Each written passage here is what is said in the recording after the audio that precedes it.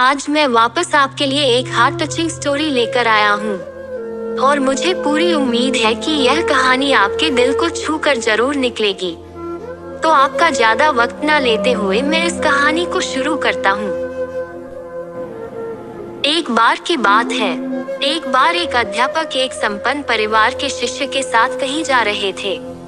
तो उस शिष्य को कुछ मजाक सूझी क्योंकि उसको रास्ते में किसी गरीब मजदूर के जूते दिखाई दिए।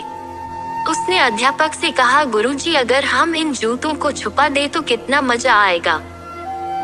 अब उसको तो मजाक सूझ रहा था, लेकिन गुरुजी ने कहा कि नहीं, गरीब इंसान के साथ इस तरह का भद्दा मजाक करना ठीक नहीं है। उसने कहा, क्यों ना हम इन जूतों में कुछ सिक्के डाल दे और देखें कि इसका इस गरीब मजदूर पर क्या प्रभाव पड़ता है। उन्होंने ऐसा ही किया। जैसे ही मजदूर अपना काम करके लौटा और उसने एक पाँव अपने जूते में डाला तो उसको कुछ कठोर सा महसूस हुआ। उसने अंदर हाथ डाला तो उसको कुछ सिक्के दिखाई दिए। वह थोड़ा आश्चर्य में पड़ गया। आसपास किसी को देखा तो कोई भी दिखाई नहीं दिया। वापस उसने दूसरा पैर अपने जूते में डाला और वापस उसको उसमें कुछ सिक्के दिखाई दिए।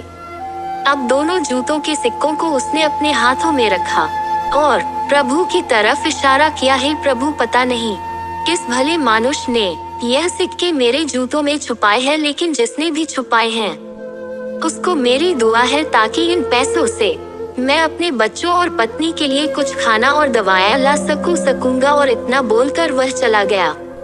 इस बात को शिष्य और अध्यापक दोनों सुन रहे थे। अब अध्यापक ने शिष्य से पूछा कि अब तुम मुझे बताओ कि तुम्हें कैसा महसूस हुआ, तुम्हारी पहले वाली मजाक या मेरा यह तरीका।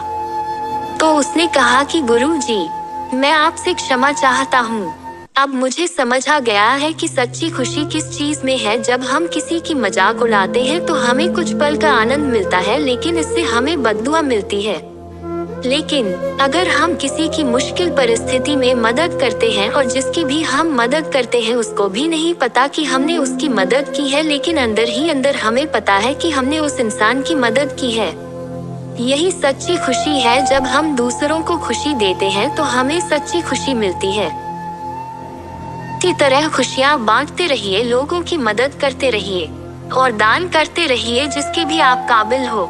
जितना भी आपसे बन पड़े दान करें, लेकिन दान जरूर करें। इसका मतलब यह नहीं है कि आपको कंपल्सरी या अनिवार्य रूप से इतने रुपए दान करने ही चाहिए, क्योंकि हर किसी की जरूरत अलग अलग हो सकती है। अगर आप किसी को पैसों का दान नहीं कर सकते तो कम से कम चीजों का दान तो कर ही सकते हैं। मुझे पूरी उम्मीद है कि यह हार्ट टचिंग स्टोरी आपको जरूर अच्छी लगी होगी।